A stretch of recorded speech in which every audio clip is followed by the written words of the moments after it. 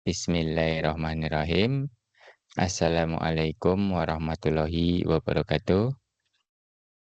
Alhamdulillahirabbil alamin. Marilah kita senantiasa memanjatkan puji syukur kehadirat Allah Subhanahu wa taala yang telah memberikan kita banyak kenikmatan, terutama nikmat sehat dan nikmat sempat, sehingga kita pada hari ini dapat melaksanakan perkuliahan analisis dan desain sistem 1. Sholawat dan salam semoga tetap tercurah kepada junjungan kita Nabiullah Muhammad SAW, keluarga, sahabat, dan insya Allah ke kita sebagai umatnya. Baiklah teman-teman, setelah jeda ujian tengah semester ya, kita lanjutkan perkuliahan kita. Terakhir kita sudah sampai ke manajemen proyek ya teman-teman ya. Bagaimana kita mengatur proyek, kemudian melakukan studi kelayakan terhadap sebuah proyek sistem informasi, kemudian banyak hal ya, menggunakan tools-tools semacam use case point, yang akhirnya kita sudah membuat proposal sistem ya sampai di beberapa bagian. Ya, saya perlihatkan ya teman-teman ya. Oke, ya. Jadi kita jadi pertemuan ke yang ini ya harusnya ya sebenarnya ya. Cuma kemarin miss satu. Nah, ini nanti kita akan membahas yang harusnya kita bahas di pertemuan 6 dan 7 akan kita bahas di pertemuan kali ini. Yaitu kita akan membuat ya keperluan-keperluan sistem yang nantinya akan kita bangun. Oke, kemudian mengenai proposalnya ya, yang kemarin sudah kalian buat, kalian kumpulkan untuk UTS juga. Ini sudah sampai ya rencana kerja segala macam, staf, jadwal, kemudian analis kelayakan ya dari sisi teknis, kemudian ekonomi. Nah, ekonomi ini kan kalian buat cash flow dan break even point-nya ya. Ini sudah kalian buat, kemudian kelayakan organisasi narasi saja. Dan nanti kita akan masuk ke materi untuk mengisi pada bagian 5 ini, definisi keperluan ya. Nah, nanti seperti apa cara membuatnya akan kita pelajari pada pertemuan kali ini, sebelum masuk ke pemodelan fungsional. Oke teman-teman, ini mata kuliahnya penentuan keperluan sistem. Siap ya, saya full screen. Oke. Jadi kita masuk ke penentuan keperluan sistem ya. Ini adalah langkah sesaat sebelum kita membuat model-model fungsional. Di level ini teman-teman ya, ini kita belum bicara tentang teknis ya, masih berbicara tentang hal-hal yang istilahnya apa ya? Istilahnya itu menggambarkan kemampuan atau feature yang dimiliki oleh sistem kita. Karena kita berhubungannya dengan orang-orang bisnis ya. Jadi stakeholder-nya itu orang-orang bisnis yang awam akan dunia IT ya, dunia teknologi informasi atau dunia sistem informasi, maka kita menggunakan bahasa-bahasa yang masih non teknis. Jadi nanti fokusnya hanya di feature-feature sistemnya ya. Kalau dilihat pada timeline ya, pada unified process, area kita itu masih masuk ke area-area inception ya, ke fase inception, tetapi sudah mulai bagian akhir. Gitu ya. Jadi kalau kita lihat di sini, ya ini ada di area inception bagian akhir, gitu ya. Fokusnya itu di yang merah ini, karena yang merah, yang saya arsir merah ini, dia memakan waktu lebih banyak pada fase tersebut gitu ya, dibandingkan yang biru ini. Yang biru ini maksudnya apa? Ini sudah dilakukan ya teman-teman ya, tetapi sedikit-sedikit. Jadi ketika kalian melakukan fase ini di keperluan sistem ini, sebenarnya kalian sudah bisa membayangkan nanti sistemnya akan seperti apa. Desain-desain seperti user interface, kemudian IR diagram yang sudah kalian pelajari di mata kuliah lain itu sebenarnya sudah mulai kebayang. Cuma porsinya masih sedikit ya, ibaratnya kalau kalian membangun atau membuat patung itu ya, itu belum kelihatan hidungnya mana, matanya mana, mulutnya mana, tetapi sudah kelihatan mana kepalanya ya, mana badannya, mana untuk tangan gitu ya, cuma belum detail. Itu ya, bayanginnya seperti itu. Kemudian kalau kita konfirmasikan ya atau kita padankan dengan proposal system ya, ini akan mengisi dokumen definisi keperluan gitu ya. Jadi yang bagian 5. Ini kenapa di sini tertulis 6 ya, karena di sini ada daftar isi yang tertulis angka 1 ya. Jadi kalau kita bandingkan dengan mana proposal sistem kita gitu ya. Ini kenapa 5 ya, karena daftar isinya itu tidak kita definisikan sebagai angka 1 gitu ya. Jadi di sini ada, malah di sini nggak ada daftar isi ya. Nggak ada daftar isi, ini langsung ringkasan eksekutif ya, jadi sama lah ya. Ini juga ringkasan eksekutif, kemudian sistem request, rencana kerja. Nah, yang keenamnya di sini tapi kelima di template-nya itu adalah keperluan. Definisi keperluan. Yang 5, bentar. Oke ya, kelima. Nah, setelah analisis kelayakan. Definisi keperluan ini. Oke, jadi nanti mata kuliah kita itu yang sekarang untuk mengisi area yang nomor 5. Jadi urutannya kalian pahami ya teman-teman ya, ketika membuat proposal sistem ya. Ini saya bikin biar apa sih namanya, langkah-langkahnya jelas gitu ya. Oke. Nanti pertemuan ke depan ada pemodelan fungsional. Lah ini sampai sini teman-teman ya, pemodelan fungsional. Ini nanti akan kita habiskan sampai UAS. Dan nanti yang area ke bawah ini sampai nanti ada rancangan, ini baru masuk ke semester depannya. Paham ya? Jadi posisi kita ada di mana dan mau kemana, itu harus kalian pahami. Oke, kita lanjut. Ini materinya cukup banyak. Oke, tujuan pembelajaran dari perkuliahan ini adalah untuk mempelajari bagaimana membuat definisi keperluan-keperluan. Ya, jadi nanti keperluan ini teman-teman ya, ini merupakan satu pondasi yang diperlukan untuk membuat model fungsional. Ya, jadi urutannya seperti itu.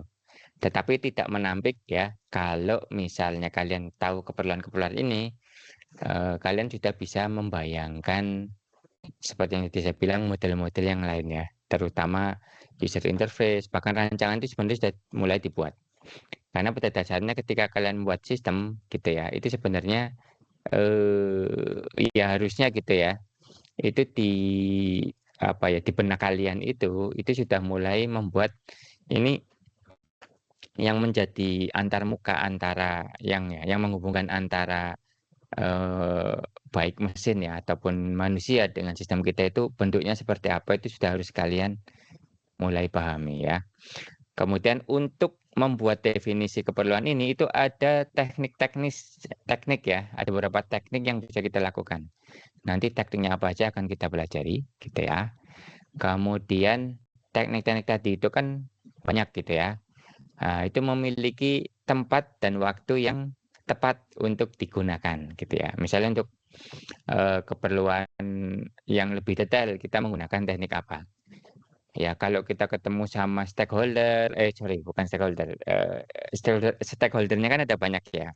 Misalnya ke pemilik sistemnya atau pemilik perusahaan, kita menggunakan teknik apa.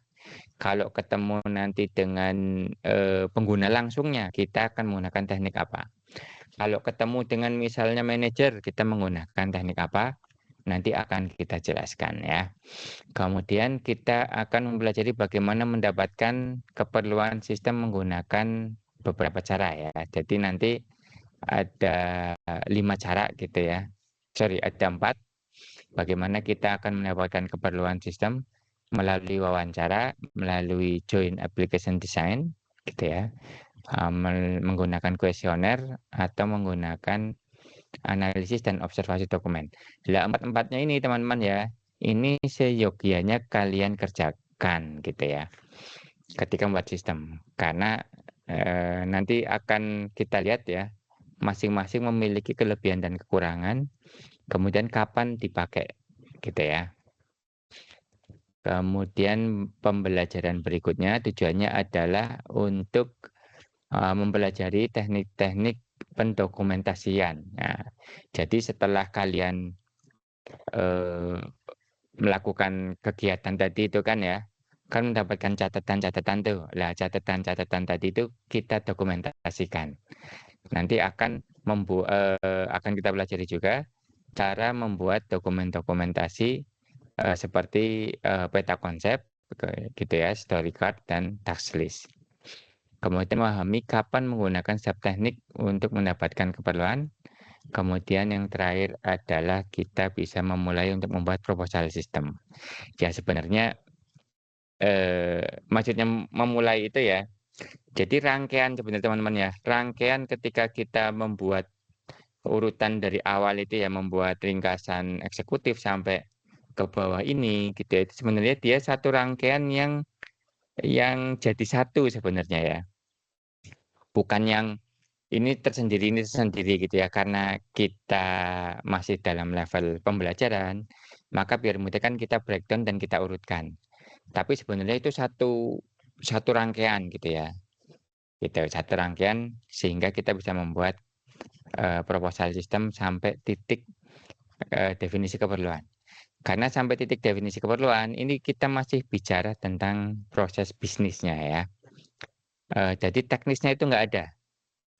Ya IR diagramnya kalian membuat misalnya ini menggunakan data apa, menggunakan tipe data apa, kemudian kita buat apakah dia berbasis website atau menggunakan Android gitu kan, itu tidak muncul di level ini gitu ya. Ya mungkin muncul tetapi hanya sebagai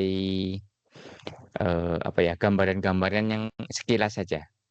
Tetapi yang lebih utama fokus kalian itu adalah bagaimana cara kita mendapatkan keperluan-keperluan yang mendeskripsikan tentang feature dari sebuah aplikasi dan kita lihat dari proses bisnisnya ya. Jadi bukan dari sisi teknisnya. Ini yang perlu kalian pahami. Oke, ya teman-teman ya.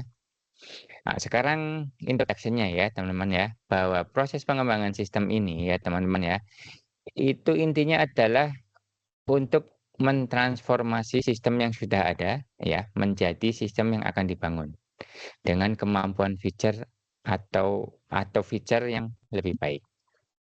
Paham ya teman-teman ya? Jadi nanti teman-teman ya, ketika kalian membuat sistem informasi apapun namanya, itu pasti sudah ada existing sistemnya. Udah ada sistem yang udah ada ya, atau as is-nya gitu ya.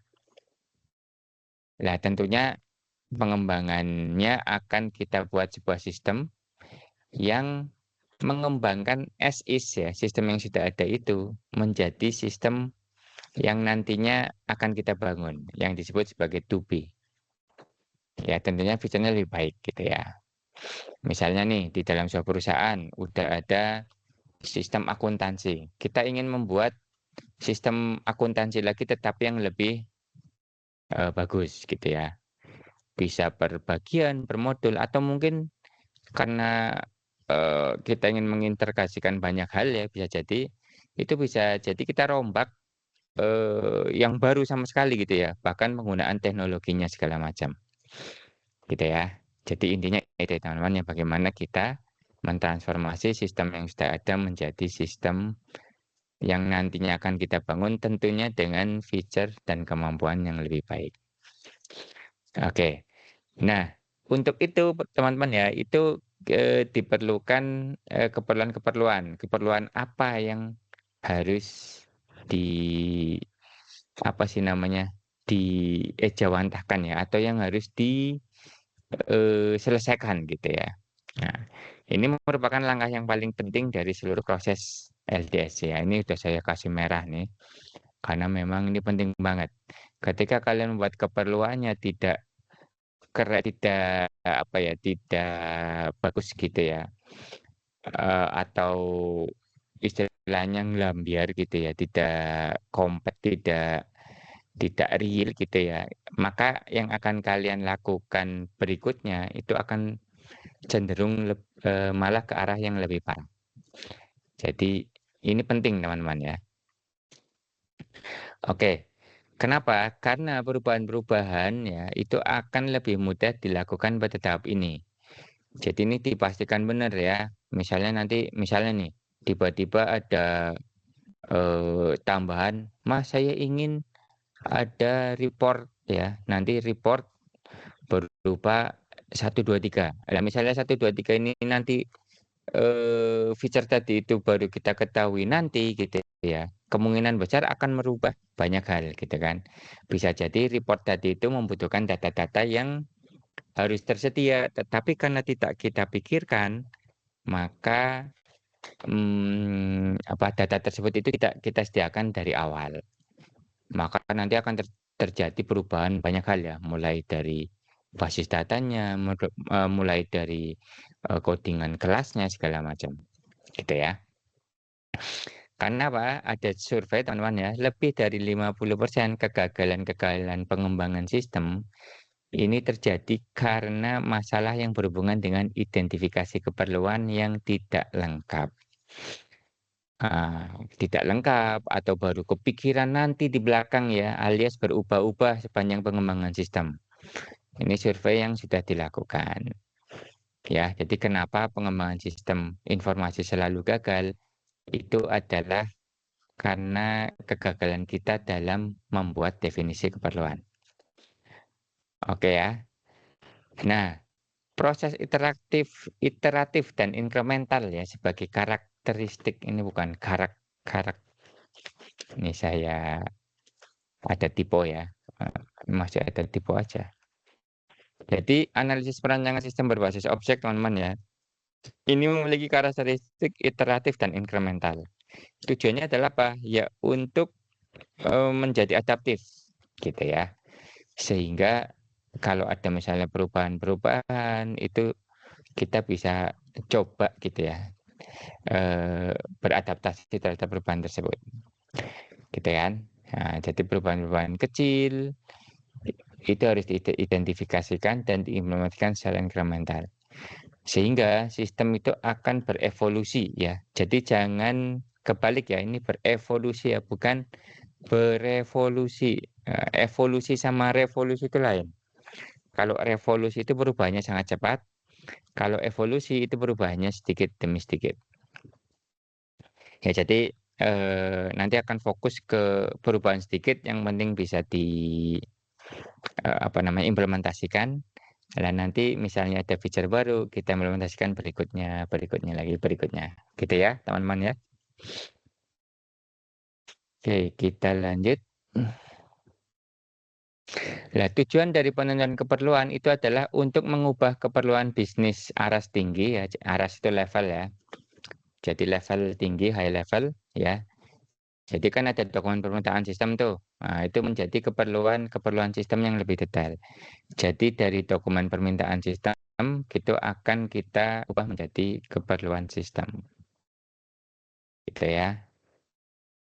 Sehingga nanti ya, tadi saya sudah sempat bilang bahwa keperluan-keperluan ini akan digunakan untuk membuat model-model fungsional, struktural, dan perilaku. Ya. Apa itu keperluan sistem? Keperluan sistem adalah sebuah statement tentang apa yang sistem harus kerjakan atau karakteristik yang harus dimilikinya. Jadi sistem itu harus mengerjakan apa gitu ya. Itu yang namanya keperluan sistem. Nantinya akan berevolusi menjadi deskripsi teknis tentang bagaimana sistem akan diimplementasikan. Dan nanti keperluan sistem itu ada dua ya, yang disebut sebagai keperluan fungsional dan keperluan non-fungsional. Ya, fungsional dan non-fungsional.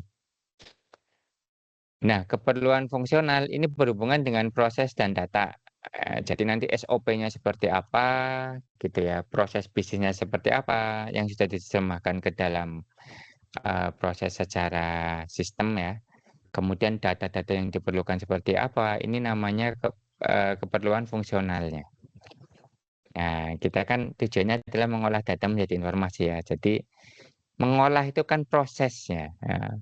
Data itu bahan ya, menjadi informasi. Nanti informasi itu hasilnya.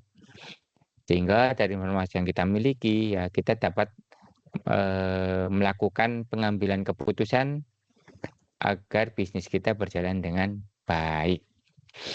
Nah, kalau non fungsional ini berhubungan dengan kinerja dan kegunaan. Jadi nanti performanya seperti apa, utility-nya seperti apa, itu akan kita definisikan di fungsional dan non fungsional.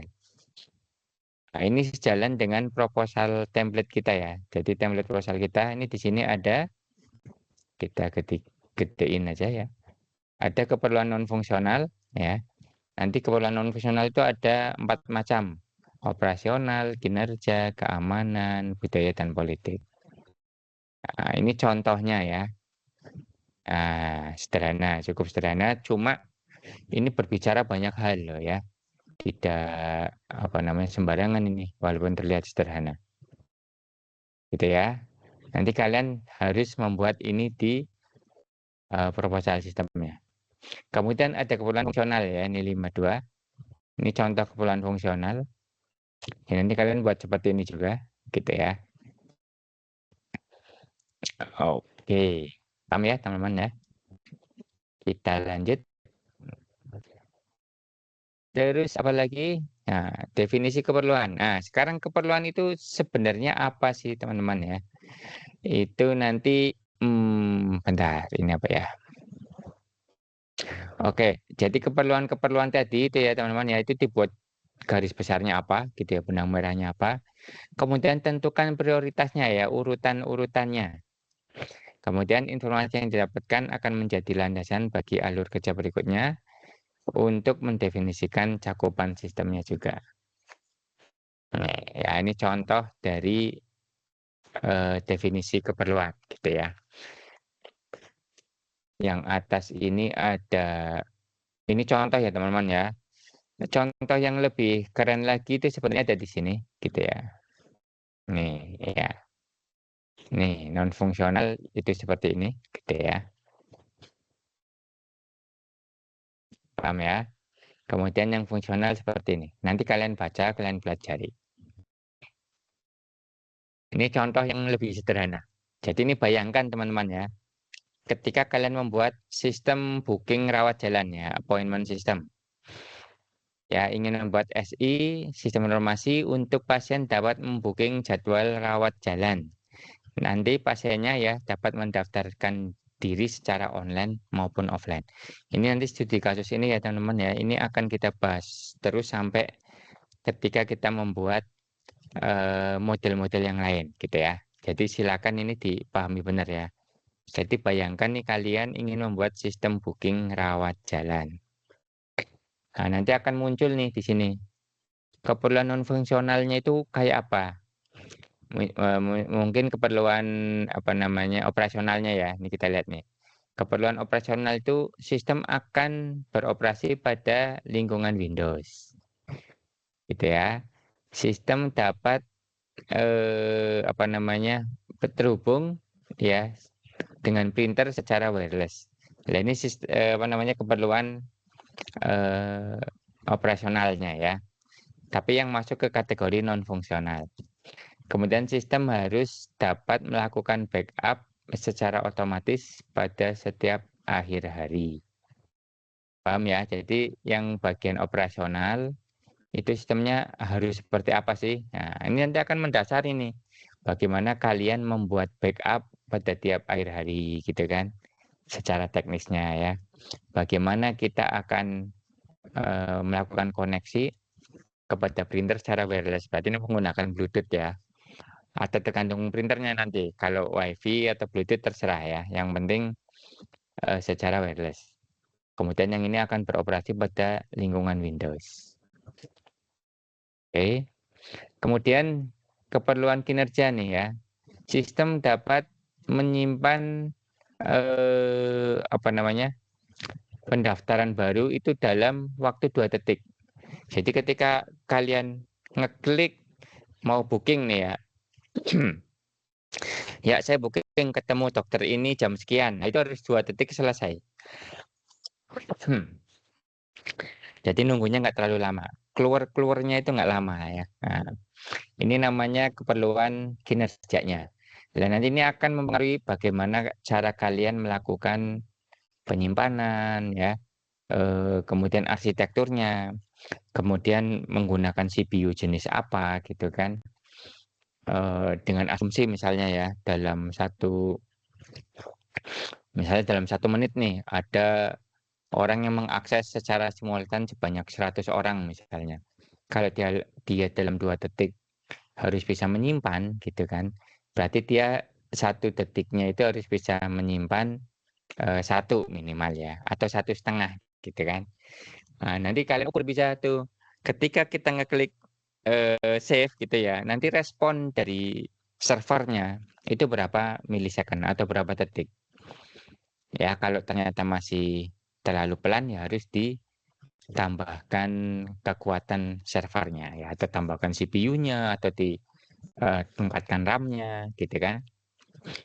Macam-macam gitu ya. Atau mungkin nanti ditambahkan web servernya gitu ya. Jadi application servernya itu ditambahkan, nggak cuma 1 misalnya. Mungkin kalau database server 1 cukup lah ya, tapi kalau application karena kita melayani banyak request, ya harus banyak gitu kan. Nyimpen kan maksudnya ngakses basis data itu kan tidak terlalu banyak pun bisa gitu kan. Tetapi kalau ngakses aplikasinya itu kadang beberapa orang, banyak orang gitu kan.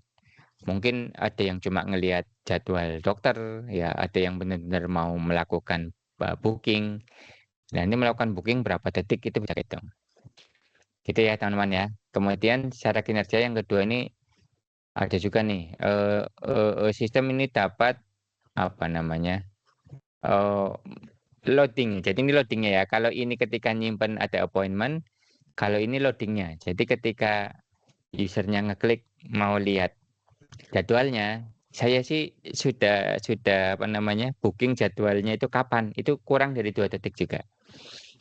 Jadi begitu daftar kurang dari 2 detik, begitu kita ngelihat, apa namanya,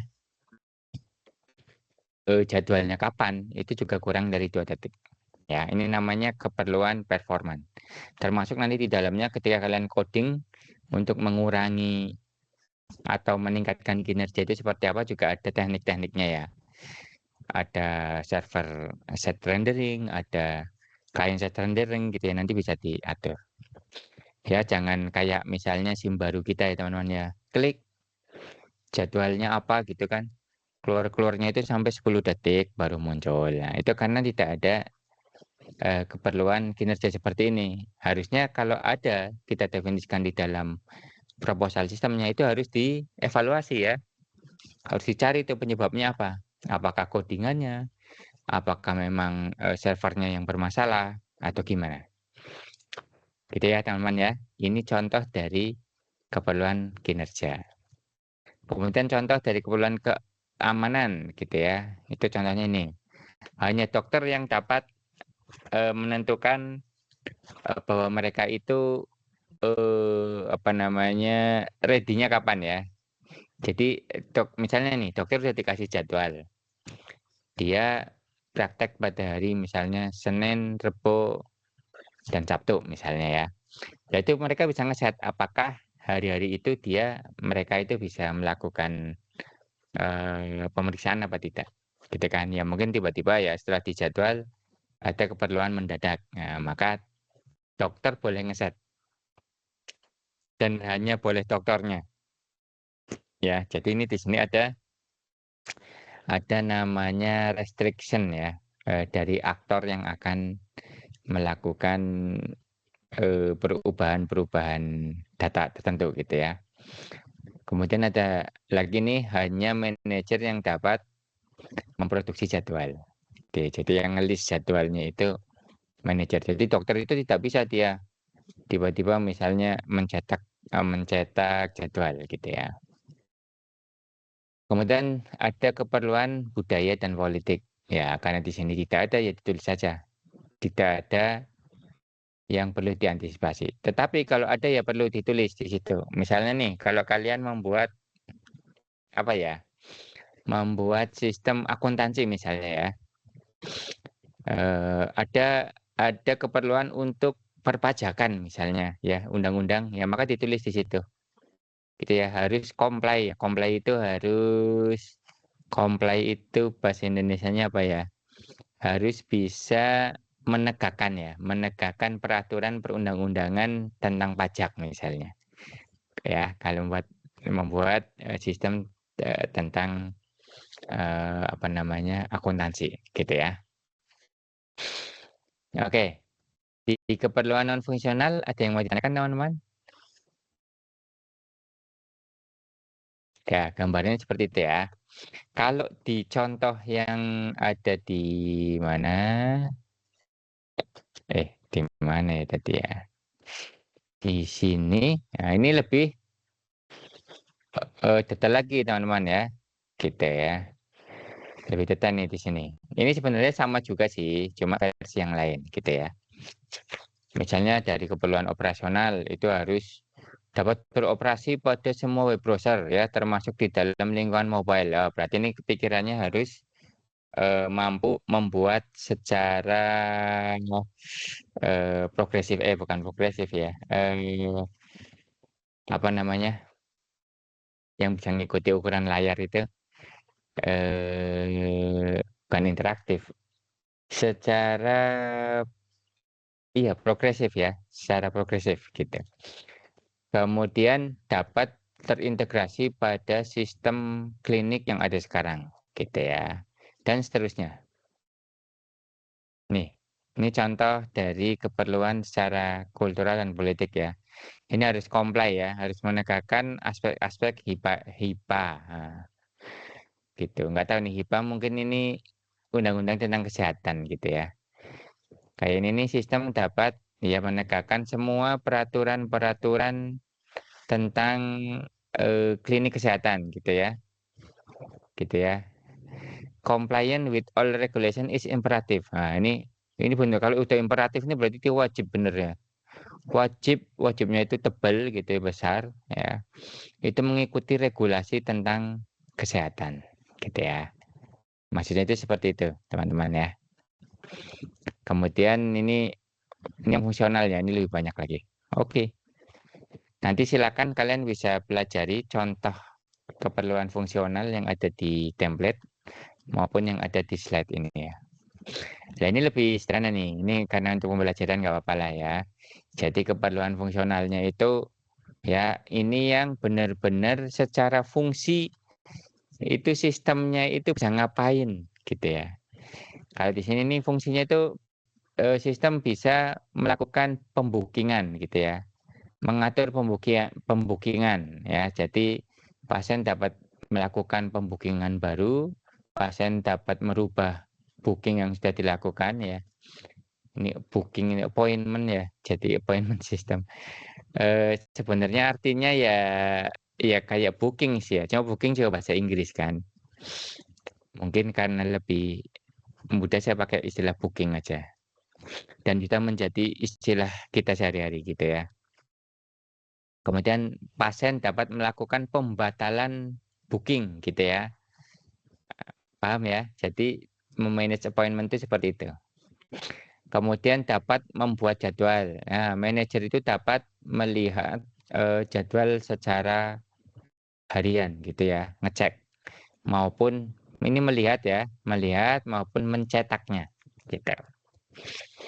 Ya mungkin mau apa namanya? Misalnya ya di dalam klinik tersebut itu udah ada grupnya. Maka akan ada pemberitahuan ya bahwa oh itu nanti yang misalnya besok yang praktek itu siapa aja dokternya. Tanggal sekian dokter ini ternyata absen gitu ya, karena ada acara keluarga misalnya, itu nanti bisa muncul di dalam sistemnya. Ya, kemudian dapat melakukan ini apa ya, ketersediaan dokternya. Jadi dokternya itu bersedia untuk masuk ya, masuk ke klinik pada hari itu. Ya, gitu. Jadi nanti yang mengupdate dia bisa apa namanya, bisa praktek pada hari itu adalah dokternya. Jadi bukan orang lainnya. Jadi nggak bisa diutak-utik ya. Oke, itu contoh teman-teman ya. Nanti kalian benar-benar harus membuatnya dan dituangkan di dalam proposal sistem ya. Entah kalian membuat sistem apa yang kalian kemarin sudah apa namanya, sudah dibuat gitu ya. Kemudian ini diisi ya. Diisi. Bentuknya seperti inilah ya. Gitu. Nanti ada keperluan operasionalnya ada 1, 2, 3, 4. Keperluan kinerjanya ada. Ya, oke, paham ya. Nanti di sini juga keperluan fungsionalnya ada apa aja. Ini lebih detail lagi nih ya. Jadi dapat melakukan pembukingan, pembukingan ya, penjadwalan pembukingan gitu ya. Ini yang pertama ini ya, klien dapat melakukan booking gitu ya.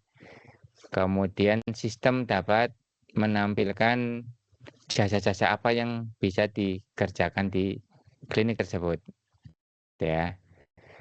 Kemudian klien dapat memilih service gitu ya yang ditawarkan atau meminta service apa gitu ya berdasarkan survei.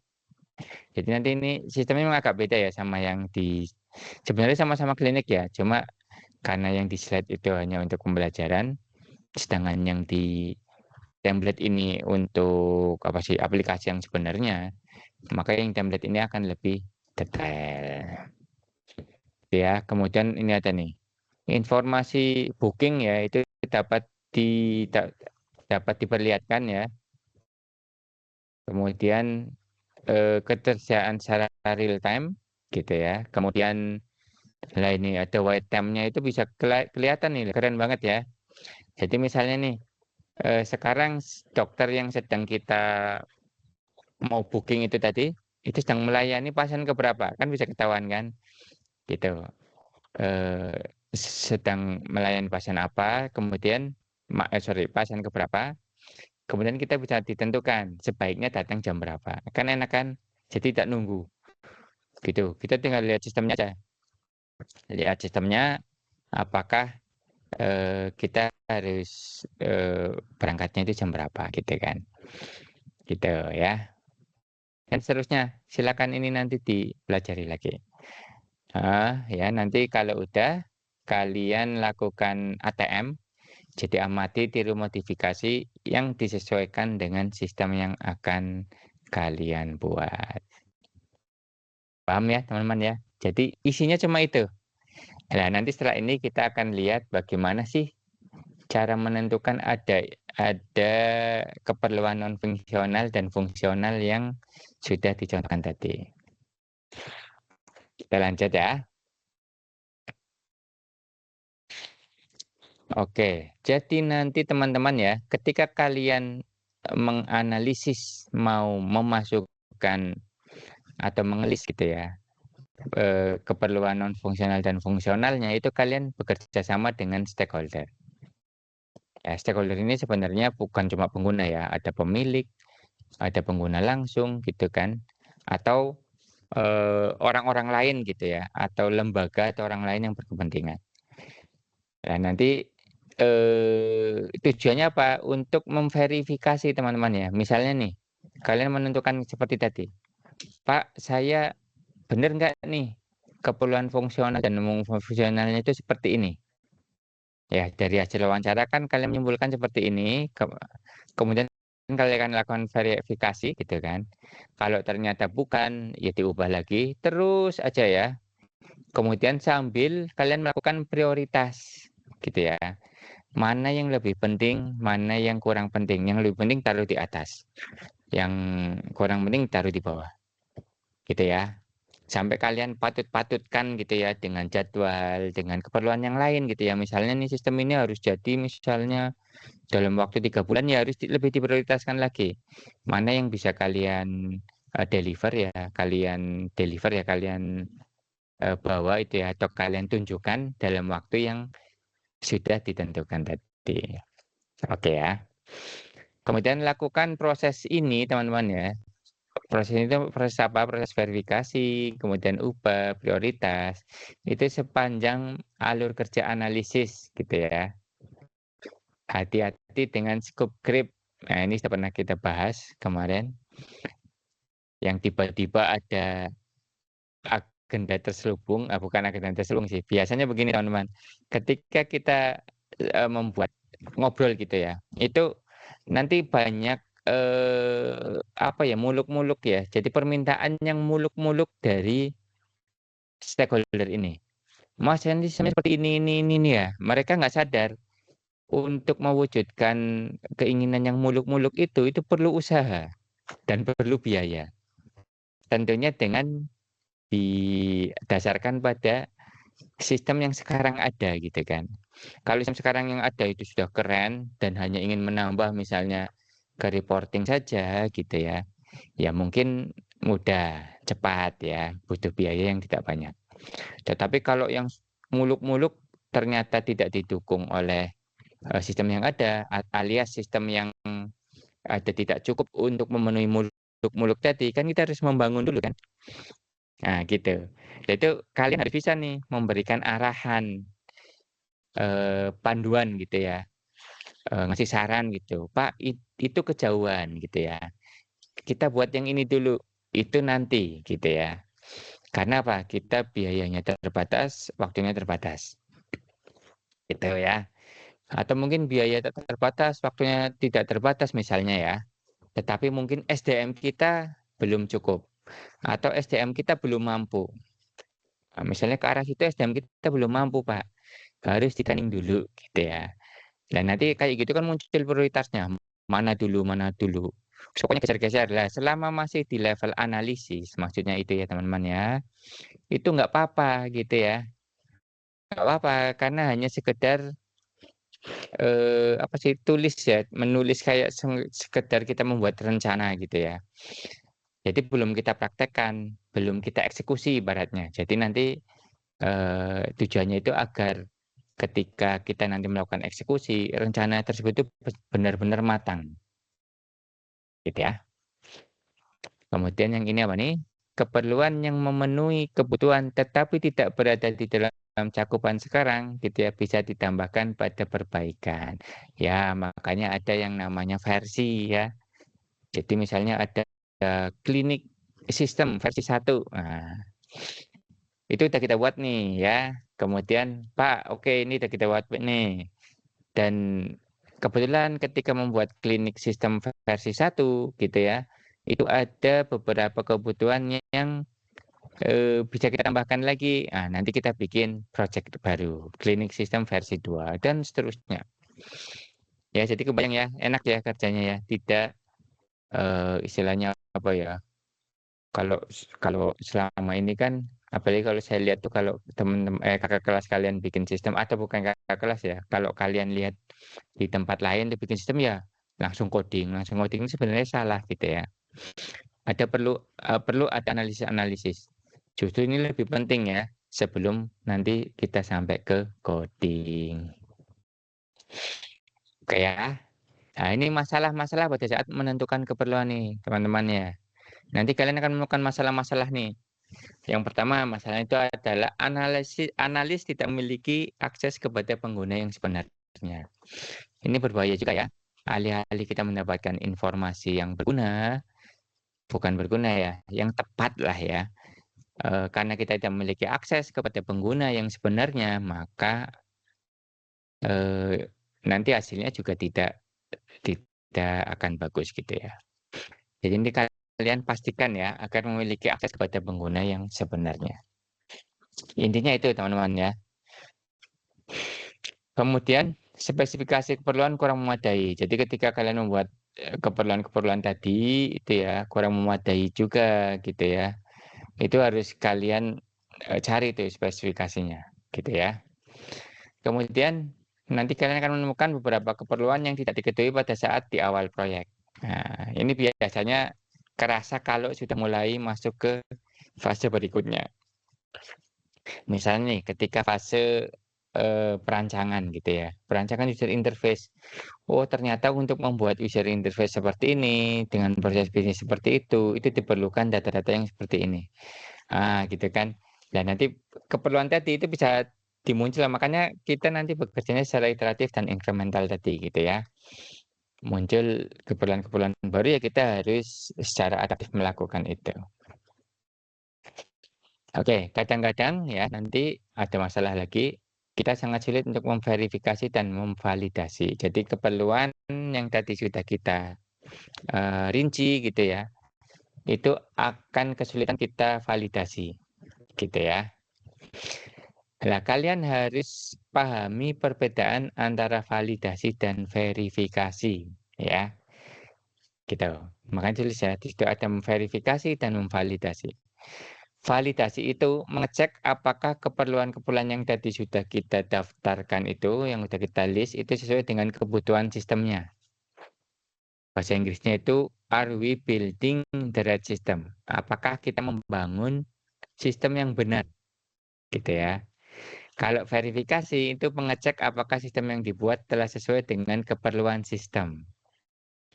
Are we building the system right? Ya, jadi bisa nggak membedakannya? Coba baca lagi deh ya. Nanti kalian baca lagi, ya, kalian rasakan. Ini harus menemukan bedanya. Validasi itu mengecek apakah keperluan sudah sesuai dengan kebutuhan sistem. Ya, jadi kebutuhan sistemnya apa aja, ya, itu sudah dicek. Ya, keperluannya itu benar-benar untuk menyokong kebutuhan sistem tersebut apa tidak. Kemudian itu kalau verifikasi itu mengecek apakah sistem yang dibuat telah sesuai dengan keperluan sistemnya. Artinya apa? Ini ada lagi nih tambahannya. Artinya verifikasi ini ya, kalian membutuhkan pihak lain untuk melakukan ini ya, verifikasi ini. Misalnya ke stakeholder-nya ya, ke pengguna misalnya. Mas, ini benar nggak sih sistemnya ini seperti yang jenengan penginkan gitu ya. Ini verifikasi. Kalau sananya benar, iya Mas benar seperti itu. Lah baru kita validasi. Kalau validasi ini internal, dia tidak membutuhkan orang lain. Ya. Karena apa? Karena data-data yang untuk melakukan validasi tadi ya, itu sudah tersedia. Dari mana? Dari pada saat kita melakukan verifikasi. Paham ya? Oke. Siap. Kita lanjut ya. Sekarang dalam melakukan analisis-analisis keperluan itu ada strategi dan ada teknik ya. Nah, sekarang strateginya apa? Gitu ya. Jadi intinya ya, ketika kalian nanti berkolaborasi dengan personil bisnisnya, itu dapat melakukan beberapa strategi untuk menentukan keperluan. Yang pertama adalah problem analisis atau analisis masalah. Ya, kemudian yang kedua nanti akan kita bahas nih satu-satu nih. Yang kedua, analisis akar penyebab atau root cause analysis. Jadi yang menyebabkan ini itu apa? Kalian lakukan analisis. Kemudian ada analisis durasi, kemudian ada pembebanan berbasis aktivitas, kemudian ada pembandingan informal, ada analisis hasil, ada analisis teknologi, ada eliminasi aktivitas. Oke ya, jadi ada 8 strategi. Nanti bedakan ya antara strategi dengan teknik ya. Kalau teknik nanti ada 4 ya, ada wawancara, ada CAD session, ada kuesioner, kemudian ada yang satu lagi verifikasi dokumen ya. Analisis dan verifikasi dokumen. Kalau strategi ini ada 8 yang seperti ada di slide. Kita bahas satu-satu ya secara apa namanya? Ya pengertian lah ya. Jadi caranya seperti apa? Sebenarnya untuk melakukan ini teman-teman ya, itu ada tools-tool ya. Cuma terus terang nggak kita bahas di pertemuan ini gitu ya. Atau di mata kuliah ini. Nanti bisa kalian cari sendirilah ya. Untuk melakukan analisis masalah itu menggunakan tools apa. Kemudian untuk melakukan analisis root cause ini, ya ini akan menggunakan tool apa gitu ya, silakan nanti pelajari caranya ya. Di sini disebutkan ya, tool-nya itu ini, cuma bagaimana cara melakukan apa yang ada di tools tersebut, silakan kalian nanti cari sendiri. Oke, sampai sini ada pertanyaan teman-teman?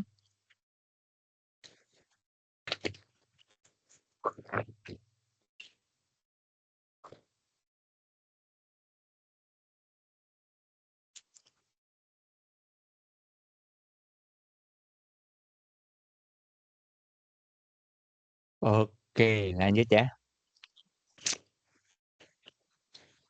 Nah, ngopi dulu, ngopi.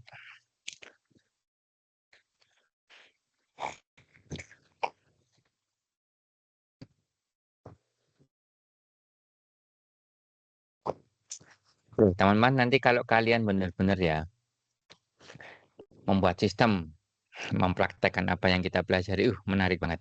Nanti ketika skripsi, ketika PKL ya, silakan ini nanti di apa namanya ya, dipraktekkan teman-teman. Praktekkan secara urut detail gitu ya. Nanti pengalaman saya teman-teman ya, akan sangat berguna membangun kemampuan kalian dalam mengembangkan sistem, gitu ya. Dan karena ini seperti di awal sudah saya bilang adalah seperti seorang penjahit gitu ya. Bahan-bahan ya, bahannya apa aja? Bahannya itu pemrograman gitu ya, kemudian basis data sama user interface itu. Tiga itu tadi ya. Itu kalian jahit ya, sehingga nanti akan menjadi pakaian, dalam hal ini pakaiannya itu sistem ya, sistem informasi yang cocok dipakai oleh stakeholder-nya ya, penggunanya gitu ya. Oke, siap ya. Sekarang strategi dalam melakukan analisis keperluan. Yang tadi ada 8 itu ya kita bahas satu-satu ya. Yang pertama adalah program analisis. Ini yang paling gampang ya, paling mudah untuk melakukan analisis keperluan. Yaitu gampang, tinggal nanya aja ya. Ketika menggunakan sistem yang ada sekarang ini ya, kendalanya apa aja? Nah, makanya fokusnya ke problem ya. Masalahnya apa aja? Oh, waduh Mas, ketika saya membuat sistem ini gitu ya, ini waduh lamanya lola gitu ya, loading lama gitu ya. Masa cuma ngeklik misalnya ya, membuat QR code ya, itu 20 detik baru selesai gitu ya. Masa melakukan, apa namanya, validasi gitu ya, itu kok lama, ngeklik satu validasi aja bisa 20 menit baru selesai gitu ya. Gampang ya, paling gampang. Sekarang masalahnya apa? Gitu ya, gitu ya. Kemudian setelah tanya masalahnya apa, tanyakan, cara menyelesaikannya itu seperti apa, ya, gitu. Kira-kira seperti itu. Nah, nanti kalian tinggal meng-align aja, dari jawaban-jawaban mereka disesuaikan dengan sistem yang nanti akan kita buat gitu ya. Sambil mikir lah, ini harusnya gini gini gini. Misalnya gini nih, "Mas, saya ketika masuk, memakai sistem ini kok, apa sih, saya harus menggunakan, login orang lain," misalnya. Ini kan berarti dia sistemnya tersebut kan bermasalah di proses login gitu kan. Dia tidak menggunakan konsep, role base gitu ya. Nanti kalian, "Oh ini masalahnya di role base nih." Dalam hati aja, jangan ngomong ya. Karena kalau ngomong teknis, ke stakeholder yang ada di level ini gitu ya, itu ya mereka akan geleng-geleng gitu ya, akan mumet gitu. Misalnya, "Mas ini harus menggunakan RBAC ya, kemudian menggunakan single sign on dengan 2FA authentication." Walah, nanti mereka akan bingung gitu kan. Ngomong apa ini ada 2FA authentication segala macam gitu ya. Jadi cukup aja, "Oh ya ini masalahnya itu ya." Oh, oke oke. Jadi jangan dijawab secara teknis gitu ya. Jadi strategi yang problem analisis ini digunakan untuk meningkatkan efisiensi atau mempermudah penggunaan sistem. Jadi kalau tujuan kalian adalah meningkatkan efisiensi atau mempermudah penggunaan sistem yang sekarang sudah berjalan, yang mau nanti akan kalian ubah gitu ya atau kalian perbaiki, itu gunakanlah ini, analisis masalah seperti ini. Dan ini yang paling gampang dan memang permasalahannya ya ini gitu kan, ketika orang ingin merubah sistemnya pasti kan karena sistem yang sekarang ada masalah, ya enggak? Gitu. Jadi masalahnya opo dari sistem yang saat ini? Oh ini masalahnya. Macam-macam lah, ada Lola misalnya, ada sering hang gitu ya. Sering itu Mas, kalau lagi saya buka ternyata halaman awalnya sering sering apa, ditimpa oleh judol misalnya ya, judi online. Nah, itu nanti bisa kalian masalahkan. Ya, gitu ya. Itu namanya problem analisis. Kemudian strategi yang kedua, ini root cause analysis ya. Ini fokus pada penyebab, jadi bukan pada solusi. Jadi penyebab masalahnya itu apa, itu difokusin di situ. Makanya disebut sebagai root cause ya, atau akar penyebab. Ya, kemudian dari situ kita bisa dapat masalahnya apa kan, masalah itu banyak kan. Nanti akan kita prioritaskan mana masalah yang paling apa namanya, yang paling berbahaya atau yang memiliki level harus cepat diselesaikan, gitu ya. Nah, setelah semua diprioritaskan gitu kan, baru dicari akar penyebabnya. Jadi masalahnya apa, penyebabnya apa itu dicari, gitu ya. Tentunya ya kalau penyebabnya banyak kan kita bisa prioritaskan kan, mana yang paling itu, yang paling perlu diselesaikan di awal. Oke. Jadi ketika root cause-nya ini diketahui ya, maka solusinya bisa dibuat. Oh, untuk solusi halaman yang dikasih judol yang diganti oleh judol misalnya judi online, itu ternyata ya apa penyebabnya? Oh, ternyata penyebabnya kita nggak menggunakan firewall nih. Nah, maka solusinya ya kita bikin firewall, gitu ya. Paham ya? Ini namanya root cause analysis. Nanti bentuknya teman-teman ya, root cause analysis itu akan seperti ini. Gitu ya. Misalnya nih, hmm, masalahnya ini. Oke ya. Masalahnya adalah ini, gitu. Nah, nanti penyebabnya adalah ini. Ya, oh ini penyebabnya nih. Penyebab munculnya masalah itu ternyata ada 3. Nah, nanti penyebab yang ini ya, itu penyebabnya apa lagi? Oh penyebabnya ini, ada lebih banyak lagi misalnya. Nah, ya makanya dia akan membentuk akar. Dan nanti mungkin kalau ada lagi nih penyebabnya ini apa, gitu ya. Kalau ini kan udah kelihatan ya dari tulisannya aja nih. Ini sudah menyelesaikan, bukan menyelesaikan ya, sudah finish gitu ya. Ini juga sudah finish. Ini juga udah finish sih, sehingga tidak ada lagi ya. Nah, ini tidak finish gitu ya. Cuma kalau ini kan kelihatan nih, ada masalah dengan kontrol inventory-nya. Ah, ini apa nih masalahnya? Oh, ini masalahnya dari ini itu ini lagi. Itu ya sampai ke bawah, sampai benar-benar tidak apa sih ya penyebabnya. Jadi ini masalahnya ya, ini masalah, masalah.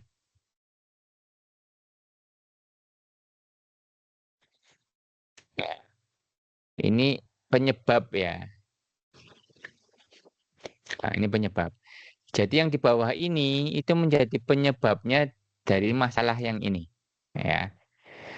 Nah, nanti yang bawah ini adalah penyebabnya dari masalah yang ini gitu ya. Maka dia akan membentuk akar. Nah, mungkin nanti ada masalah yang ini penyebabnya apa? Kalau ada ya. Masalah yang ini apa? Gitu. Jadi membentuk akar ke bawah. Nah, paham ya kenapa disebut sebagai root cause analysis. Bisa jadi nanti beberapa masalah itu akan menjadi eh, penyebab bagi masalah yang lain gitu ya. Paham ya? Jadi masalah di atas masalah di atas masalah ini nanti sampai ke bawah gitu. Sampai ditemukan nanti titiknya itu tidak ada lagi bahwa penyebab itu masalahnya apa sih gitu ya. Paham ya? Oke, itu ya nanti kalian ya bisa melakukan apa namanya, definisi keperluan yaitu menggunakan strategi-strategi tadi itu. Kemudian ini ya, strategi yang ketiga adalah analisis durasi. Nah, analisis durasi ini menentukan waktu yang diperlukan untuk menyelesaikan setiap langkah pada proses bisnis saat ini, gitu ya. Jadi akan dibandingkan gitu ya, gitu. Kemudian ya kita lihat ya. Kemudian perbedaan yang besar menunjukkan perlu adanya penyelesaian masalah dengan menggabungkan beberapa langkah menjadi lebih singkat.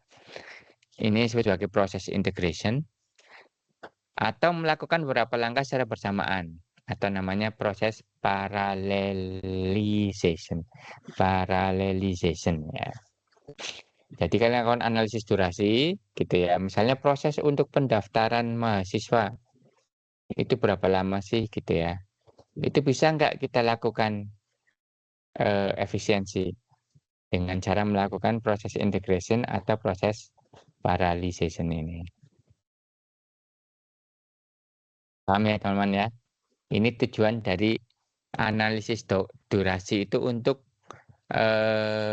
apa sih namanya, menganalisis apakah sebuah proses bisnis itu dia sudah efisien apa tidak gitu ya. Durasinya itu apakah masih terlalu lama, apakah sudah cukup. Nah, ini melalui analisis durasi. Kemudian strategi yang keempat ada pembebanan berbasis aktivitas. Ya, ini sama dengan analisis durasi tetapi diterapkan pada biayanya gitu ya. Jadi misalnya nih untuk melakukan sebuah proses seperti ini biaya tenaga kerjanya berapa, biaya materialnya berapa ya. Material itu macam-macam ya, bisa kertas, listrik, pensil ya. Nah, itu nanti bisa kita lakukan. Oh, ini bisa dihilangkan nih ketika menggunakan sistem nih. Kertas hilang, pensil hilang. Tenaga kerja yang dulunya untuk melakukan approval, misalnya approval kartu kredit misalnya ya, menggunakan tenaga manusia. Itu misalnya biaya tenaga kerjanya misalnya dari 1.000 itu dibutuhkan ya 1.000 aplikasi kartu kredit ya. Misalnya dalam 1 bulan itu dibutuhkan 10 orang untuk melakukan itu. Bila ketika sudah menggunakan sistem gitu ya bisa dikurangi hanya menjadi 2 orang. Kan lumayan ya bisa mecat 8 orang. Misalnya satu orang gajinya 5 juta kan apa namanya bisa menyingkat 40 juta. Lah 40 juta tadi itu bisa nanti muncul di situ di teman-teman di mana di analisis kelayakan di bidang ekonominya di ya jadi analisis kelayakan secara ekonomi gitu kan. Jadi nanti ada benefit. Benefitnya apa? Oh, benefit dari sistem ini adalah melakukan bisa mengurangi biaya tenaga kerja ya sebanyak 40 juta gitu kan. Nah, nanti jadi prestasi di situ. Gitu ya, teman-teman ya. Ini namanya activity based costing. Sebenarnya mirip dengan duration. Cuma kalau yang duration itu yang diukur waktu, kalau yang activity based costing itu yang diukur adalah biaya-biaya untuk melakukan aktivitas tersebut. Kemudian yang kelima adalah pembandingan informal atau informal benchmarking ya. Ini menganalisis proses-proses yang sama pada organisasi yang lain, baik yang berhasil, kurang berhasil maupun gagal. Jadi misalnya nih, kalian membuat sistem penjualan, ya. Nanti kalian bandingkan dengan perusahaan lain, sistem di perusahaan lain ya. Jadi misalnya di kita itu untuk approving customer butuh waktu katakanlah 2 jam. Tetapi di perusahaan lain itu cuma dalam 5 menit. Nah, ini namanya informal benchmarking. Berarti ada yang salah nih dengan kita. Di dia bisa 5 menit kok di kita di dia bisa 5 menit ya. Oh iya benar, di kita kok 2 jam gitu. Misalnya seperti itu. Ini namanya informal benchmarking. Jadi kita tentuin organisasi lain yang maju ya itu seperti ini. Nanti ada juga nih organisasi lain yang gagal bisa kita benchmark. Oh, ternyata kita sama nih performa kita dengan organisasi lain yang gagal. Misalnya dengan pabrik tekstil. Misalnya kita punya pabrik tekstil ya. Terus ada pabrik tekstil yang gagal tuh. Nah, Nanti kita lihat kegagalannya karena apa gitu ya. Gitu. Oh, karena dalam memenuhi pesanan pelanggan itu terlalu lama. Ya, 1 minggu baru selesai gitu ya. Maka banyak pelanggan yang kabur gitu ya. Itu yang gagal. Nanti yang berhasil mungkin, oh dalam memenuhi pelanggan itu mereka waktunya cepat. Pesan baju 2 hari jadi. Gitu ya. Nah, itu namanya informal benchmarking. Kemudian strategi yang keenam adalah analisis hasil ya, atau outcome analysis. Oke. Jadi analisis ini akan apa sih namanya? Melihat ya yang diinginkan oleh pengguna itu apa sih sebenarnya, gitu ya. Jadi hasil akhirnya apa? Oke. Ini bisa kalian bermain pura-pura gitu ya. Analisis sistem bisa mendorong manajer dan sponsor proyek untuk berpura-pura menjadi konsumen dan memikirkan tentang produk jasa yang ditawarkan ya. Jadi menempatkan stakeholder gitu ya, itu ke dalam sepatu atau kacamata pelanggan gitu kan. Kemudian suruh berpikir lah, ini sudah benar apa belum gitu ya. Gitu ya. Apakah yang di-expect konsumen itu seperti ini gitu ya. Itu adalah analisis hasil. Kemudian yang ketujuh adalah analisis teknologi. Ini menerapkan teknologi baru pada proses bisnis dan mengidentifikasikan manfaatnya ya. Misalnya pembayaran menggunakan QRIS gitu ya. Ini kan teknologi baru nih. Coba kalau menggunakan QRIS, kita analisis nih. Proses bisnis kita itu makin bagus apa tidak? Kelebihannya apa, kekurangannya apa? Misalnya QRIS itu lebih cepat gitu ya, mengurangi kemungkinan kita mendapatkan uang palsu misalnya ya, kesulitan dalam memberikan kembalian gitu kan. Tetapi ada misalnya kelemahannya misalnya menggunakan QRIS itu dipotong biaya gitu ya. Kalau nggak salah ada pemotongan biaya. Nah nanti kita lihat nih, kita analisis apakah pemotongan biaya tersebut manfaatnya lebih besar ya dibanding dengan apa namanya, manfaat yang kita terima itu ya penggunaan QRIS itu apakah lebih besar dibanding biaya yang akan kita keluarkan untuk membuat atau untuk membayarkan fee dari QRIS-nya. Ya, itu namanya analisis teknologi. Macam-macam teknologi ya. Misalnya lagi ada misalnya pabrik mobil misalnya ya. Bagaimana kalau kita membeli atau menggunakan teknologi 3D printing metal gitu ya. Jadi bahan besi itu ya, bahan metal atau aluminium tapi bisa 3D printing. Nah, gimana kita lakukan analisis ya? Harganya sekian, operasionalnya sekian gitu kan. Tetapi ya apa namanya? Pembuatan mobilnya bisa lebih cepat gitu kan. Pembuatan prototipe lebih cepat. Lah itu nanti kita analisis menggunakan analisis teknologi. Kemudian yang terakhir adalah eliminasi aktivitas. Nah, ini tujuannya adalah menghilangkan aktivitas yang kurang produktif atau tidak efektif di dalam bisnis proses melalui latihan force fit. Jadi istilahnya force fit ya. Jadi misalnya kita coba nih, ini kira-kira dalam proses bisnis itu ada satu aktivitas yang nggak produktif banget nih. Coba kita hilangkan gimana gitu ya. Nah, kalau hasilnya tetap bagus sesuai dengan yang akan kita harapkan ya udah. Karena dengan menghilangkan aktivitas maka banyak hal yang bisa kita apa namanya efisiensikan ya, mulai dari biaya, waktunya, ya biaya dan waktu lah intinya ya. Gitu. Ini namanya eliminasi aktivitas. Nah, ini strateginya ya, teman-teman. Jadi strategi dalam menentukan keperluan sistem. Nah, sebenarnya strategi ini ya, itu harus sudah bisa kalian lakukan sejak awal ya, sejak kalian membuat di proposal sistemnya itu, ya sejak awal gitu ya. Cuma kan baru saya contohkan sekarang atau baru kita kita pelajari sekarang ya.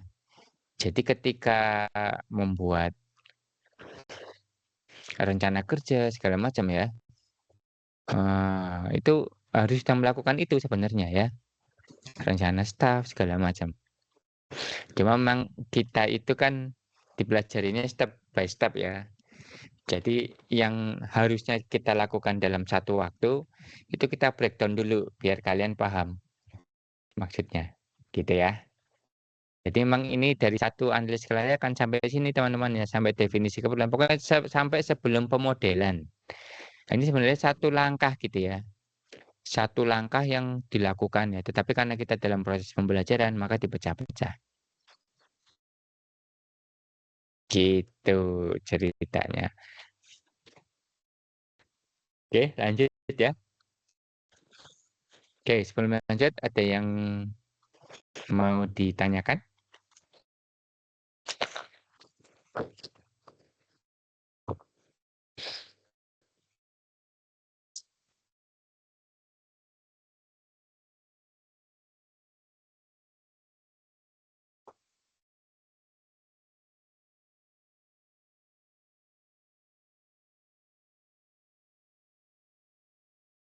Oke, oke ya. Kita lanjut.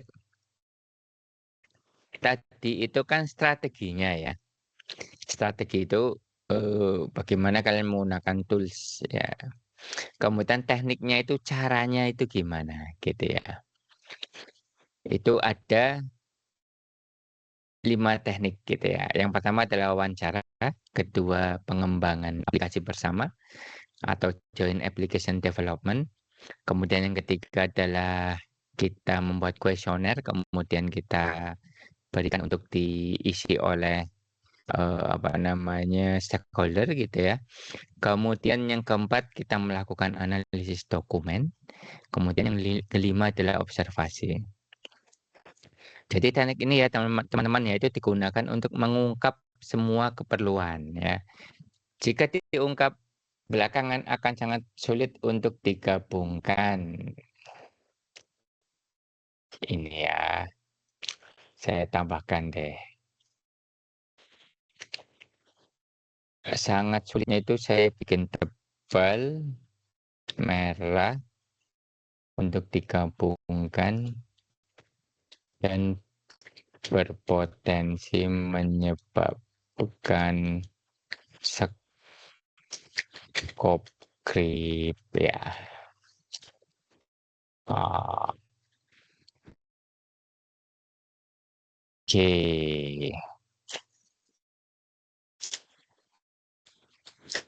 Nah, jadi teknik yang 5 biji ini ya teman-teman ya, wawancara, CAD, kuesioner, kemudian analisis dokumen, dan terakhir observasi itu tujuannya adalah untuk mengungkap semua keperluan.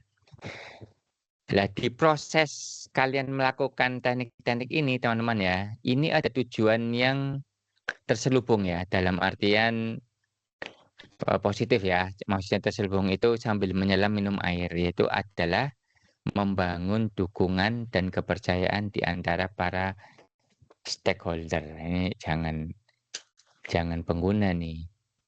Pengguna itu kesannya nanti yang menggunakan sistem doang. Padahal yang tidak menggunakan pun tetapi dia berkepentingan, dia apa sih namanya? Perlu dibangun kepercayaannya. Oke. Ya, kita bahas satu-satu ya, teman-teman ya. Wawancara. Ini teknik yang paling populer. Jadi ketika kalian melakukan strategi-strategi tadi itu banyak yang bisa dilakukan dengan cara melakukan wawancara. Gitu ya. Gitu ya. Itu. Cuma ya wawancara ini kan karena namanya wawancara tatap muka ya, prosesnya panjang dan konstituennya sedikit ya. Tapi nggak apa-apa. Nanti misalnya konstituen kalian banyak, itu pilih beberapa yang dilakukan sampling ya. Kita lakukan sampling untuk lakukan wawancara. Biasanya itu yang diwawancara itu ya orang-orang yang apa sih memiliki kewenangan di situ. Biasanya supervisor atau manajer gitu ya. Kita lakukan wawancara. Tetapi kalau udah pengguna yang secara langsung itu kita melakukan teknik yang lain ya. Oke, prosesnya gampang nih ya. Ini pilih orang yang diwawancara siapa, tentunya tidak banyak-banyak gitu ya. Namanya wawancara juga tidak banyak-banyak ya. Kemudian kita buat pertanyaannya, tentunya yang sesuai dengan apa yang akan kita harapkan. Jadi hasilnya gitu ya maksudnya ya.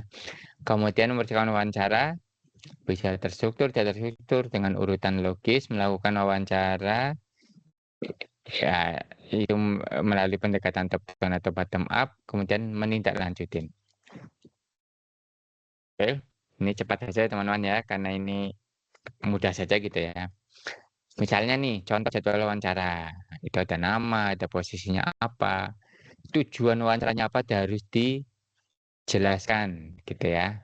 Ketika kalian melakukan wawancara, kemudian tentukan jadwalnya. Ini karena lihat nih di sini nih ya kebanyakan director, kemudian manajer, supervisor, dan mungkin ada satu pengguna ya, gitu satu pengguna saja.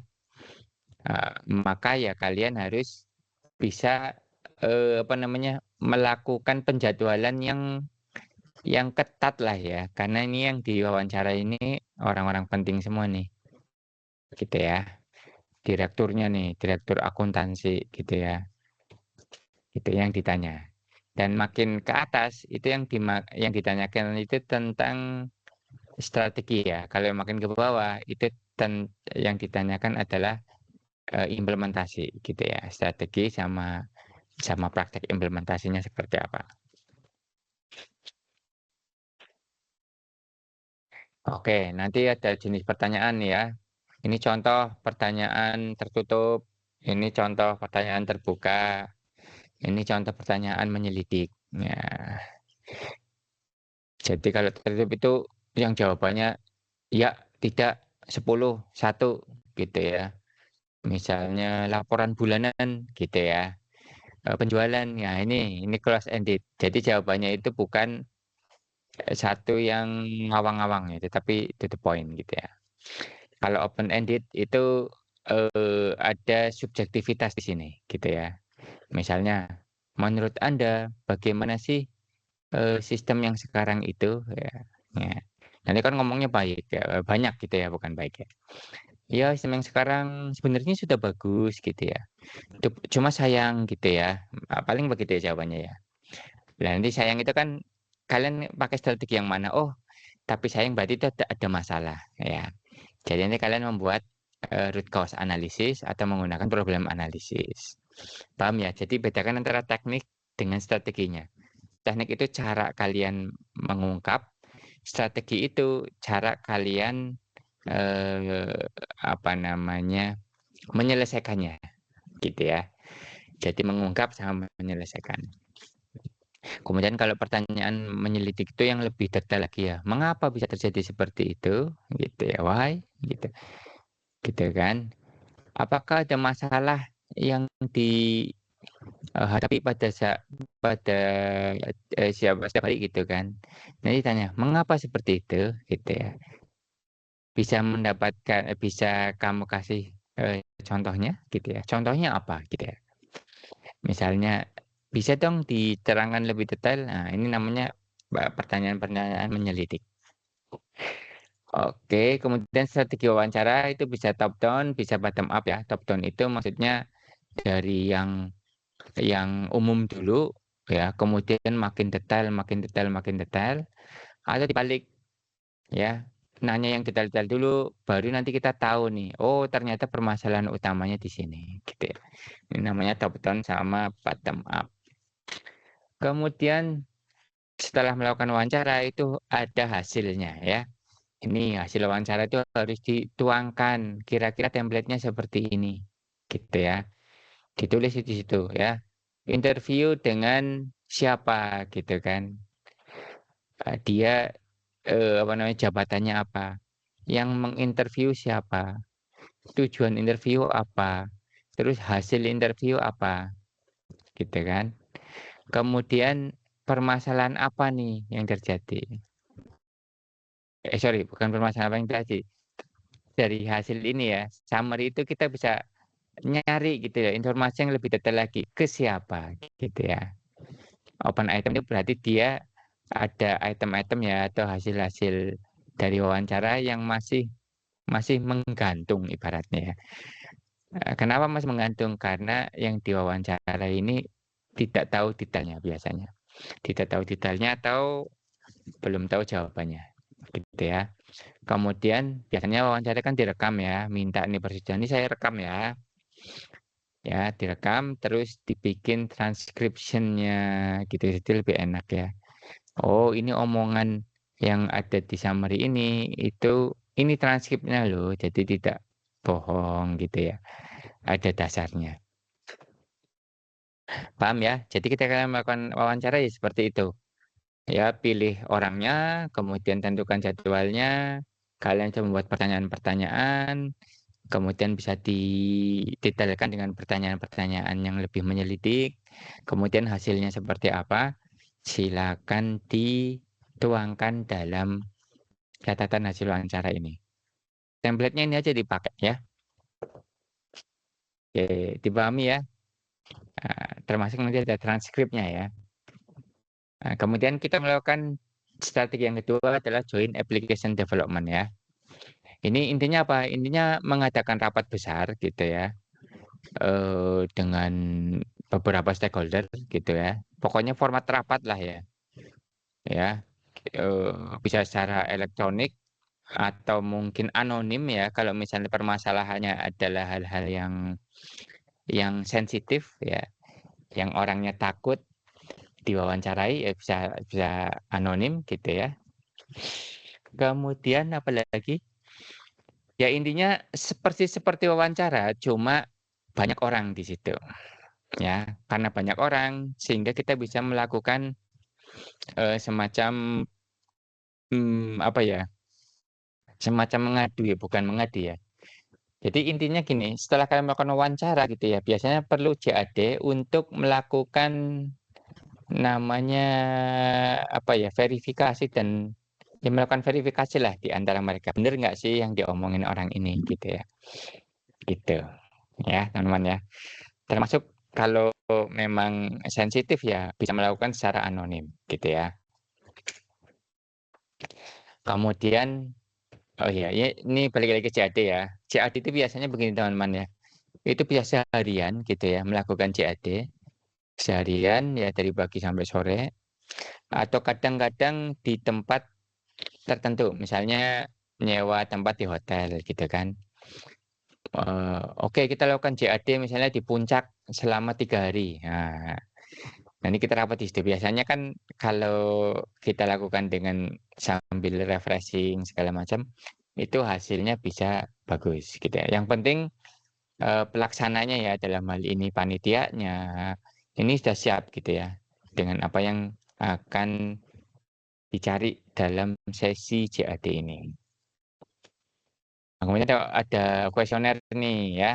Kuesioner ini sebenarnya sama dengan wawancara gitu ya, tetapi karena respondennya banyak, sangat besar gitu ya. Ya udah dibuat kuesioner, terus disebar.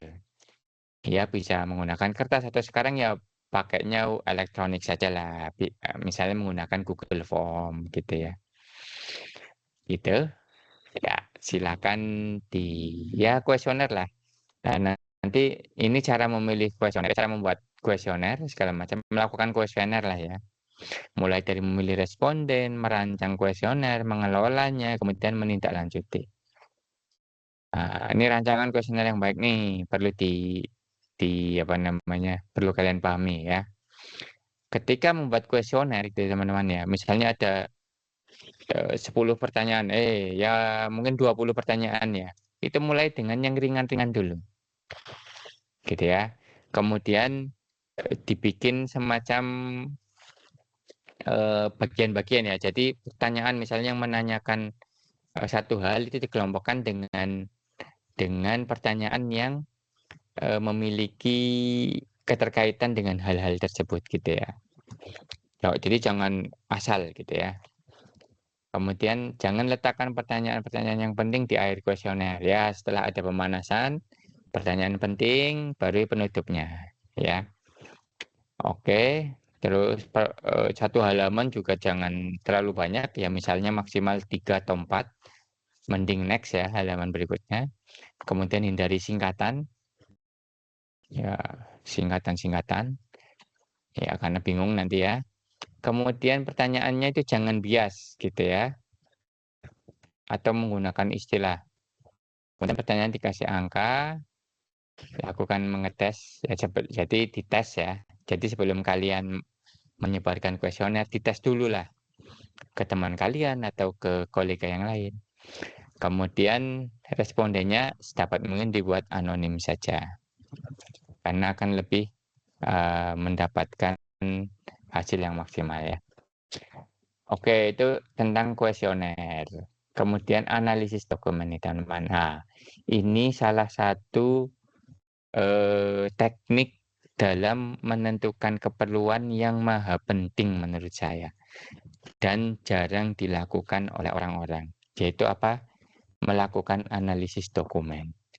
Jadi dokumen-dokumen pada SOP yang sekarang, yang sistem sekarang, itu dikumpulkan semua. Gitu ya. Semua dikumpulkan. Blanko, laporan-laporan, dokumen teknis. Misalnya nih, sekarang ada sistem, misalnya sistem klinik tadi ya, yang mau kita buat itu sudah ada sistemnya. Dan itu kalian tanya, ini dokumen teknisnya ada nggak? Sehingga ketika kita mau mengembangkan ya, itu tidak apa ya, tidak banyak nanya lagi gitu kan, karena sudah ada dokumen teknisnya. Cuma ya ini yang bikin kulprit di budaya Indonesia ya teman-teman ya. Jadi di budaya Indonesia itu yang namanya dokumen teknis ini sering nggak ada, ya sering tidak ada. Ini yang merepotkan ya. Ya kayak kemarin ketika saya disuruh mengembangkan sistem di peradaban dia, ketika saya menjadi kepala Puksi, dokumen teknis yang lama itu nggak ada. Sehingga harus saya tanya-tanya ini programnya gimana, akhirnya berantakan kan, nggak jadi gitu ya. Kemudian ini ada belangko laporan, itu penting juga ya. Jadi report-report yang ada pada sistem sekarang itu seperti apa, itu dapat mungkin nanti bisa kalian dapatkan ya untuk mencari data-datanya apa aja sih gitu ya, sehingga bisa mensupport ketika kita membuat sistem yang nanti baru tadi itu ya. Kemudian belangko, ya misalnya kalau di penjualan ya ada nota-nota gitu, ada kwitansi, itu bentuknya seperti apa. Kemudian ada aturan-aturan ya, anggaran rumah tangga, anggaran anggaran dasar gitu ya, itu perlu ya. Misalnya kalau ada pajak ya kita buka pajaknya segala macam. Oke, misalnya ada belangko yang tidak digunakan ditanyakan, kenapa tidak digunakan harus ditanyakan. Kemudian kalau ada belangko yang lain, silakan bisa ditambahkan. Ini yang terakhir ya. Yang terakhir itu observasi. Nah, ini observasi itu teknik yang menarik. Jadi di sini tidak ada wawancara ya. Kalian hanya melihat-lihat gitu ya. Misalnya nih apa ya? Misalnya di pembayaran mahasiswa misalnya. Kalian lihat-lihat, oh ini cara cara melakukan pembayaran mahasiswa itu seperti ini gitu ya. Oke. Ya, tapi kalian melakukan observasi ini biasanya kalian sudah memegang catatan gitu ya. Dari hasil teknik-teknik yang lain gitu ya. Oh gitu ya. Tujuannya itu verifikasi juga. Misalnya ini benar nggak sih diomong ketika banyak yang protes. Oh ternyata misalnya ketika nge-save itu butuh waktu yang lama gitu ya. Dia lola gitu ya. Nanti kalian observasi ya. Kalian pura-pura ya bukan pura-pura sih bisa. Ya bisa pura-pura juga ya. Bisa lebih. Nah ketika kalian melakukan observasi gitu ya. Itu usahakan gitu ya. Kalian low profile ya. Karena tidak pengguna gitu ya atau yang diobservasikan ya pengguna ya, itu akan lebih berhati-hati jika diobservasi sehingga akan lebih cenderung dia untuk menutup-nutupi sehingga perlu low profile aja. Termasuk nanti kalian pura-pura menjadi si konsumen juga bisa, itu namanya observasi.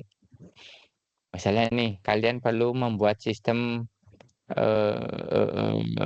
apa namanya CRM-nya sebuah bank misalnya. Nanti kalian pura-pura jadi nasabah yang melakukan komplain. Nanti kalian bisa tahu, oh ternyata begini cara menanganinya, gitu ya. Gitu ya. Nah, nanti ya ketika, apa namanya, eee, teknik-teknik yang digunakan itu untuk menentukan apa, teman-teman ya, nanti akan muncul ini, apa namanya, matrik gitu ya. Matrik dari perbandingan teknik-teknik dalam memperoleh keperluan. Misalnya nih, interview, ini jenis informasi yang didapatkan adalah sistem saat ini, kemudian peningkatan yang diharapkan apa, kemudian nanti sistem yang akan kita buat seperti apa, ya. Kemudian kedalaman informasinya ini sangat tinggi gitu ya, tetapi keluasan informasinya rendah, karena kita bisa interview ke satu orang aja kan. Kemudian integrasi informasinya rendah ya, karena kita tidak bisa bukan apa ya, meng-compare gitu ya, jawaban yang satu dengan jawaban yang lain, gitu ya. Kemudian, keterlibatan user-nya itu medium, biayanya medium, ya, lumayan tinggi lah ya kalau interview. JAD itu yang didapatkan sama dengan interview, as is, improvement sama to be, kedalamannya besar, dalam gitu ya, kemudian keluasannya tengah-tengah gitu ya, karena sudah melibatkan, lebih banyak orang dibanding interview. Kemudian, integrasi informasinya bagus gitu ya, kan karena ada banyak nih. Kemudian keterlibatannya tinggi juga, biayanya lumayan ya, bisa rendah ke tinggi. Kalau kuesioner itu hanya bisa mengetahui informasi as is dan improvement saja, to be-nya tidak bisa ya. Depth-nya medium ya, karena pertanyaan kan ya gitulah, kadang orang juga pertanyaannya ya tergantung pertanyaan yang kalian buat sih nantinya. Breadth of informasinya sangat besar, karena di sini bisa melibatkan banyak orang, bahkan bisa ribuan, puluhan ribu orang gitu ya, kalau mau gitu ya. Tapi integrasi informasinya rendah, keterlibatan user rendah, biayanya yang lumayan rendah gitu ya. Kemudian dokumen analisis ini hanya bisa mendapatkan informasi as is, ya, kedalaman informasinya rendah, tingkat sebarannya tinggi, yang lainnya rendah. Kalau observasi ini as is juga, yang lainnya rendah, gitu ya. Karena di sini benar-benar tidak ada wawancara nih, hanya observasi saja. Ya mungkin nanya-nanya dikit ya, tapi kan tidak detail karena nanti akan mengganggu pekerjaan orang-orang yang diobservasi. Oke, itu dia. Kemudian nih ya kita cepat-cepat saja. Ada teknik alternatif ya, kita menggunakan konsep map gitu ya. Kemudian ada user story, story card, task list gitu ya. Ini silakan nanti kalian cari sendiri ya. Ini sebenarnya teknik dokumentasi saja gitu ya. Ini ada story card gitu ya. Intinya kalian membuat membuat story pada satu kartu gitu ya, untuk satu keperluan. Jadi satu satu card itu nanti akan kita diskusikan gitu ya, apa sih namanya, ke ke kolega kita ya, ke sesama analis gitu ya, bagaimana cara kita menyelesaikan masalah-masalah yang ada di story card tadi. Gitu ya, ini sama aja sih tekniknya seperti tadi. Nah, ini contoh peta konsep gitu ya. Apa mempengaruhi apa dipengaruhi apa, kita melakukan apa sebelum apa, itu adalah peta konsep. Ini contoh user story ya tuh teman-teman ya, nih. Terus diatur berdasarkan resikonya juga, berdasarkan ini kategorinya apa gitu ya. Nanti kita bisa, apa namanya, komunikasikan dengan yang lain. Akhirnya ya terakhir kita bisa membuat proposal system ya, yang sudah kita tempelkan di sini. Nah, ya nanti kalian buat aja. Dan terakhir, sudah sampai mana? Kita sampai sini. Oke, selesai. Oke, sebelum saya tutup teman-teman, ada yang mau ditanyakan? Silakan.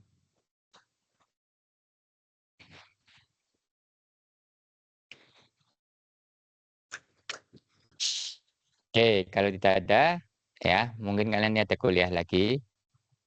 Saya cukupi sampai di sini saja. Mari kita tutup dengan membaca doa kafaratul majelis. Bismillahirrahmanirrahim. Subhanakallahumma wa bihamdika asyhadu an la ilaha illa anta astaghfiruka wa atubu ilaik. Terima kasih banyak. Saya akhiri. Wassalamualaikum warahmatullahi wabarakatuh. Waalaikumsalam warahmatullahi wabarakatuh.